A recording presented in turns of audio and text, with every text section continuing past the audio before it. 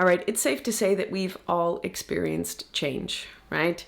Sometimes they're massive shifts like getting married, getting divorced, having kids, changing jobs, moving to a new city.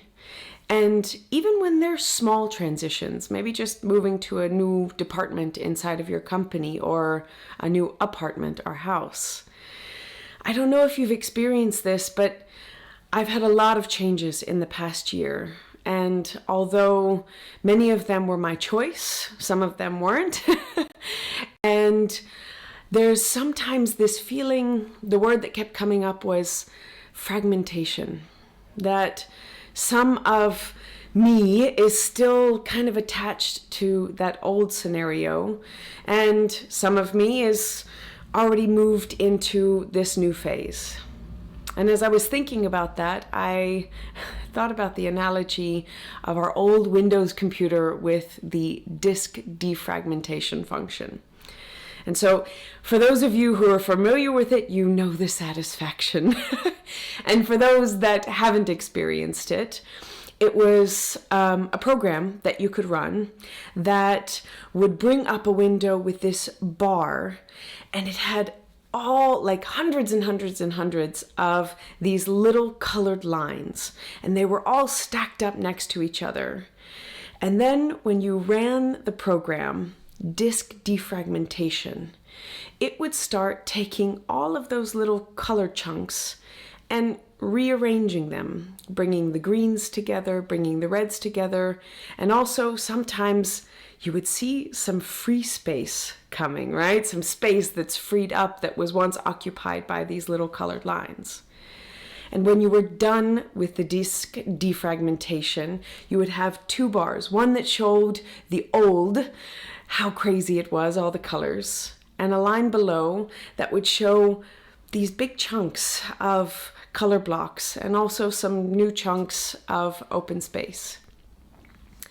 And I realized that that's a bit of what sometimes needs to happen when we make a big transition, is that sometimes our energy, sometimes our emotions are still kind of in those old locations.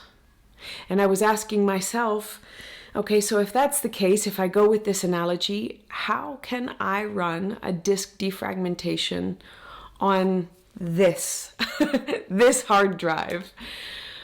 And I remembered one of my greatest tools, and one of the greatest tools that I think exists, and it's so simple, and it's the art of gratitude. And so what I've been working on is sitting with some of these old moments and asking myself, okay, so if I take this old space and I look at that old scenario, how can I look back with gratitude on the things that I learned, the experiences that I had, maybe these moments that were life-changing and life-altering, or sometimes just the simple quiet of how grateful you were to be in that moment at that phase of your life. And I know that sometimes it can be a bit tough when we didn't feel like it was our choice to transition. But what I'm finding is that the more that I can hold deep gratitude for those places that I've transitioned out of, the more that energy, that emotional clarity, that mental stability is coming back into this present moment. Because what it does is it doesn't clear out and get rid of that. Instead, it takes what is most valuable about those old experiences and integrates them into ourselves so that we can take that forward into whatever we choose to do next. It makes us more powerful creators, it makes us better communicators, and it makes us more present to be able to enjoy that which we are in now, instead of being hooked up to the past in some way. So, if you've gone through some transitions, maybe recently, maybe it's also some old stuff that's hanging around and you can identify with that feeling of fragmentation, then give yourself permission to just try it out. I guarantee it can't hurt to look back at those moments, to get still for a minute, and to see where you can find some deep deep gratitude for those old moments and bring them and those lessons into this present space to make you stronger, bolder, more courageous, and just generally more at ease and at peace with where you are now.